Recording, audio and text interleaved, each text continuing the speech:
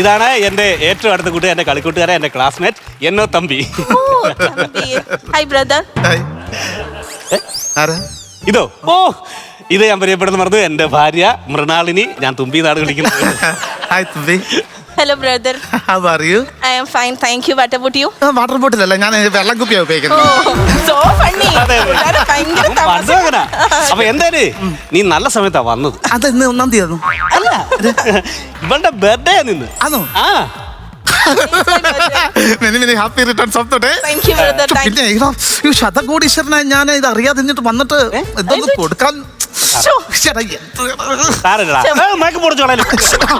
എന്താണ് ഞാൻ കൊടുക്കണേ? എന്നോട് പറഞ്ഞായിരുന്നു 2 ലക്ഷം രൂപയുടെ ഒരു ഡയമണ്ട് നെക്ലേസ്, 3 ലക്ഷം രൂപയുടെ ഒരു വാച്ച്, എന്തെങ്കിലും ഒന്ന് കൊടുക്കാനാണ്. ഒരു കോടീശ്വരനെ വെറും കൈയോടെ ഞാൻ എന്തിനു വന്നു? എനിക്ക് ജസ്റ്റ് എന്നെ ഒന്ന് പറയത്തില്ലായിരുന്നു ഇത് സംഭവം. ഞാൻ നിന്നെ വിളിച്ചു, ഒന്നല്ല പല പ്രാവശ്യം വിളിച്ചു. നീ വിളിച്ചിട്ടില്ലേ നാത്തി? വിളിച്ചു, അപ്പൊ പറഞ്ഞു നിന്റെ ഫോണിൽ ഇൻകമിംഗ് ഇല്ല, കട്ടായി കിടക്കുക, ഫോൺ റീചാർജ് ചെയ്തിട്ടില്ലെന്ന്. ശതകോടീശ്വര 150 രൂപ കൊടുത്തൊന്ന് റീചാർജ് ചെയ്യണം ഇടയ്ക്ക്. എനിക്ക് പോണ മീറ്റിംഗ് ഉണ്ടടാ. എടാ ഇന്ന് വിടത്തില് പോവല്ലേ പ്ലീസ്. സായിപ്പ് മതാമേഘ എടാ സായിപ്പ് മതാമേഘ അവിടെ ഇരിക്കട്ടെ. നീ എത്ര നാൾ കൊണ്ട് കൂടി വരുന്നല്ല? അതെ കൃത്യം 7:30 കേക്ക് കട്ടിംഗ് ആണ്. അപ്പൊ അതൊക്കെ കഴിഞ്ഞിട്ട് പോയാൽ മതി. കണ്ടോ? കേക്കാണ്, ബ്യൂട്ടിഫുൾ കേക്കാണ്. ഇത് സംഭവം എന്ന് വെച്ച് കഴിഞ്ഞാൽ ഗോൾഡൻ പൗഡർ വിതറിയ അല്ലേ? അതെ. ഇത് ഞാൻ ദുബായിൽ നിന്ന് ഇമ്പോർട്ട് ചെയ്തടാ. 3 ലക്ഷം രൂപ. എന്തിനോടാ എന്നോട് പറഞ്ഞത്? അത് UK കൊണ്ടിരുന്നില്ലായിരുന്നു കേക്ക്. എന്റെ വൈഫിന്റെ ബർത്ത്ഡേക്ക് ഡയമണ്ട് കല്ലുകൾ പിടിപ്പിച്ച കേക്കായിരുന്നു. 3 ലക്ഷം രൂപയുടെ. പിന്നെ ഞങ്ങളുടെ വന്നിട്ട് ബന്ധുക്കാർക്കെല്ലാം ഭയങ്കര കയറും. എന്തുവാ ഇവൻ കല്ലിട്ട കേക്ക് തന്നു, കല്ല് കടിക്കുവാന്ന് കേക്കിനകത്ത് അറിയുന്നില്ലല്ലോ. മറ്റേ ഡയമണ്ട് ഞങ്ങളുടെ അപ്പൂപ്പനാന്ന് ഇതിന്റെ ഒരു കഷ്ണം നിന്നിട്ട് പറയാ എന്റെ മൂത്രത്തിൽ കല്ല, ഇപ്പൊ ആവാശത്തിൽ കല്ലായിരുന്നു. അതിരിക്കട്ടെ, വൈഫിനെയും കൂടി കൊണ്ടുവരായിരുന്നില്ലേ? ശരിയാ, നീ ആദ്യമായിട്ട് വരല്ലേ അവളെ കൊണ്ടുവരായിരുന്നു. അല്ല, ഞാൻ ഇന്ന് രാവിലെ 6:30 നെടുമ്പാശ്ശേരി വന്ന് ഇറങ്ങിയത്. ഇറങ്ങി കഴിഞ്ഞപ്പോ വൈഫ് എന്നെ വിളിച്ചിട്ട് പറഞ്ഞു കുളു മണാലി ട്രിപ്പ് പോവാ കൂട്ടുകാരോടെന്ന് പറഞ്ഞു. അപ്പൊ ഞാൻ പറഞ്ഞു പൊയ്ക്കോ, കുഴപ്പമില്ല. ഞാൻ 2 കൊല്ലം കഴിഞ്ഞ് വരുമല്ലായിരുന്നു.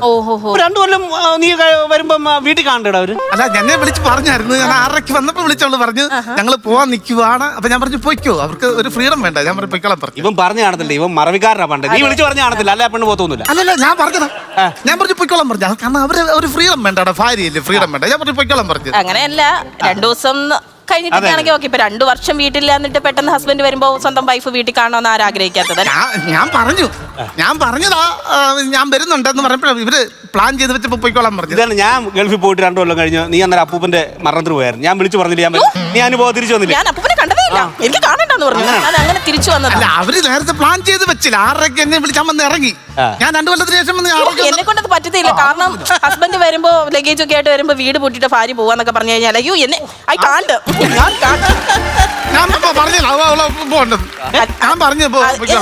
അത് ഫ്രീഡം അല്ല, അതിന്റെ പേര് അഹങ്കാരം. ഞാൻ പറയുമ്പോ അത് അഹങ്കാരം.